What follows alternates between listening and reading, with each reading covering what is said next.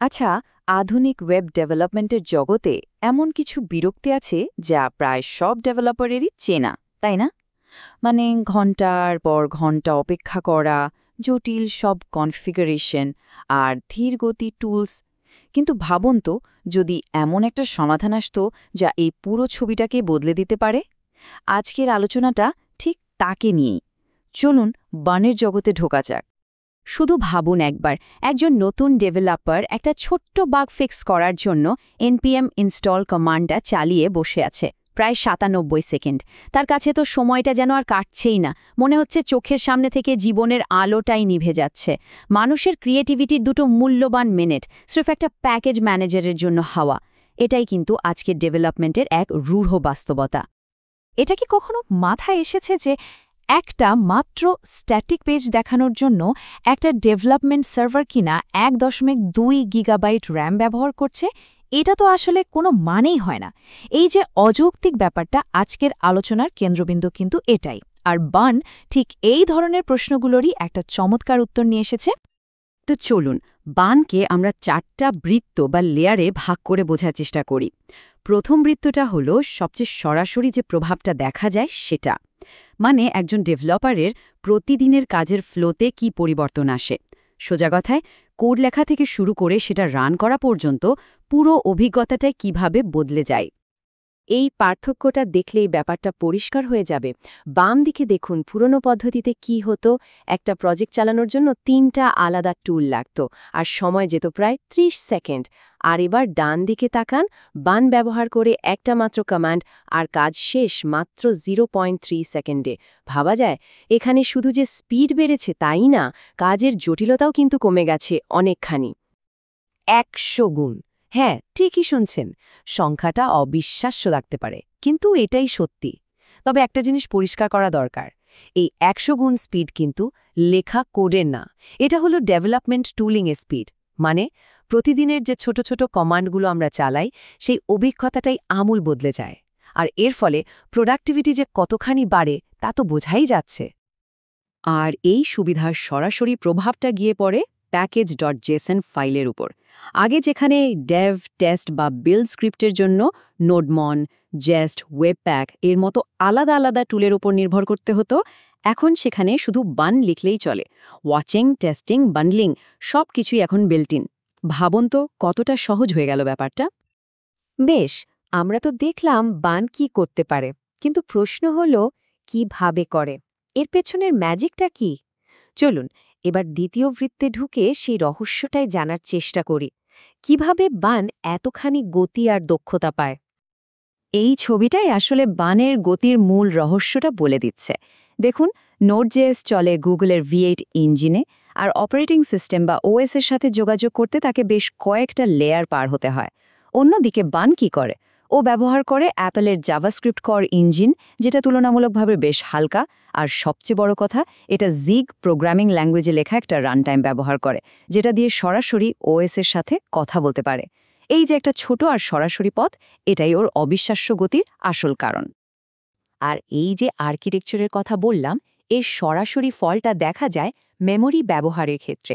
এই চারটা দেখুন, একটা সাধারণ নোড.js ডিভ সার্ভার যেখানে 1.2 জিবি র্যাম নিয়ে নিচ্ছে, সেখানে বান ওই একই কাজ করছে মাত্র 300 এমবির মতো র্যাম ব্যবহার করে, মানে প্রায় 75% কম মেমোরি। এটা কিন্তু বিশাল একটা ব্যাপার। বার্নের আরেকটা দারুণ ব্যাপার হলো এর ইন্টিগ্রেটেড ট্রান্সপাইলার। এর মানে কি? এর মানে হলো টাইপস্ক্রিপ্ট চালানোর জন্য এখন আর ওই বিশাল আর জটিল tsconfig.json ফাইল নিয়ে ঘন্টার পর ঘন্টা মাথা ঘামানোর কোনো দরকারই নেই। শুধু তাই না, জেসন, সিএসএস, এমনকি এসকিউএল ফাইলও সরাসরি ইম্পোর্ট করা যায় কোনো বাড়তি কনফিগারেশন ছাড়াই। ফলাফল, অনেকগুলো আলাদা টুল প্রয়োজনীয়তাই শেষ, আর কনফিগারেশনও একদম সহজ। যে কোনো নতুন টেকনোলজি ব্যবহারের ক্ষেত্রে সবচেয়ে বড় ভয়টা কি বলুন তো? মাইগ্রেশন। আমাদের পুরনো চালু প্রজেক্টগুলোর কি হবে? সব কি নতুন করে বানাতে হবে? চলুন তৃতীয় বৃত্তে ঢুকে এই খুব জরুরি প্রশ্নটার উত্তর খোঁজা যাক। আর এখানেই সবচেয়ে বড় স্বস্তির খবরটা হলো, বানের আছে একটা নোড.js কম্প্যাটিবিলিটি লেয়ার, মানে পুরনো প্রায় সব Node.js কোড আর npm প্যাকেজগুলো কোনো রকম পরিবর্তন ছাড়াই এখানে কাজ করবে, একদম হুবহু। বান খুব স্মার্টলি পুরনো কলগুলোকে নিজের অপটিমাইজড আর ফাস্ট রুটে পাঠিয়ে দেয়, ফলে বাইরে থেকে কিছুই বোঝা যায় না, কিন্তু ভেতরে ভেতরে পারফরম্যান্স বেড়ে যায়। আরেকটা ছোট কিন্তু খুবই গুরুত্বপূর্ণ পরিবর্তন হলো এর লক ফাইল। npm এর মতো বাইনারি ফাইলের বদলে বানের লক ফাইলটা হলো একটা সাধারণ টেক্সট ফাইল, যে কেউ খুলে পড়তে পারবে। এর সুবিধা কি? ১. এটা গিটের জন্য খুব ভালো, আর ২. সিআই পাইপলাইনে প্যাকেজ ইনস্টল করার সময় এটা npm ইনস্টলের চেয়ে প্রায় ৫ গুণ দ্রুত কাজ করে। আর সবচেয়ে ভালো দিকটা হলো এক ধাক্কায় সবকিছু বদলে ফেলার কোনো দরকার নেই। ধীরে ধীরে একটা একটা করে সার্ভিস বানিয়ে নিয়ে আসা সম্ভব। এতে ঝুঁকিও কমে, আবার প্রতিটি ছোট পরিবর্তনের সাথে সাথেই পারফরম্যান্সের উন্নতিটা চোখে পড়ে। এটাকে বলা যায় একটা নিরাপদ আর ধাপে ধাপে এগোনোর রাস্তা। এত সব টেকনিক্যাল সুবিধার কথা তো হলো, কিন্তু দিনের শেষে আসল প্রশ্নটা হলো, এতে ব্যবসার কী লাভ? টাকা পয়সার হিসাবে কি আসে যায়? চলুন আমাদের চতুর্থ এবং শেষ বৃত্তে ঢুকে সেই উত্তরটাই খুঁজে বের করি, যেখানে টেকনোলজি সরাসরি সময়, অর্থ আর লাভের সাথে জুড়ে যায়। শুধু একটা উদাহরণ ভাবুন, npm, jest, webpack, নোডমন এরকম প্রায় ৬টা আলাদা টুল ম্যানেজ করার বদলে যদি মাত্র একটা টুল দিয়ে কাজ হয়ে যায়, তাহলে কি হবে? শুধু কনফিগারেশন আর মেইনটেনেন্সের সময় বাঁচিয়েই বছরে প্রায় $1,30,000 সাশ্রয় করা সম্ভব। বিশাল অঙ্ক। এবার আসি ক্লাউড খরচের কথায়। যেহেতু প্যাকেজ ইনস্টল হয় অনেক দ্রুত আর ডকার ইমেজগুলোও অনেক ছোট হয়, তাই CI/CD পাইপলাইনে কম্পিউট টাইম আর কন্টেইনার রেজিস্ট্রি খরচ দুটোই প্রায় 85% পর্যন্ত কমে যেতে পারে। সোজা কথায় ক্লাউড বিল সরাসরি কমে আসে।